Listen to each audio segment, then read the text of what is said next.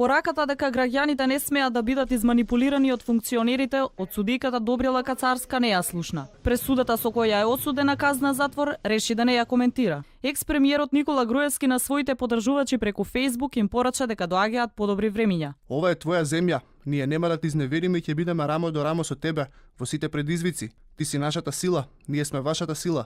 Доаѓаат подобри времиња. Главата горе и не заборавајте. Ова е ваша земја. Ова е земја на сите вас кои што живеете во неа и ничија друга. Вие одлучувате. Неговите сопартијци пак со критики за судот. Велат денешната пресуда е политички инструирана од партискиот суд на власта. Тврда дека денеска правдата ја замени неправда. Груевски не беше присутен на пресконференцијата, а актуелниот подпредседател на неговата партија вели дека тој е во Скопје. Го видовме на дело непринципилниот брак помеѓу власта на Заев и судот.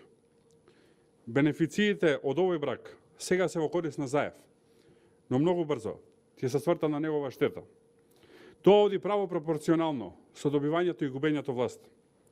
Така функционира нереформираното и клиентелистичко судство. Револт покажаа претениците. Претеничката група на ВМРО ДПМН ја напушти собраниската сала кога се изрече пресудата. Токму тоа за СДСМ е доказ дека опозицијата мисли само на сопствените интереси.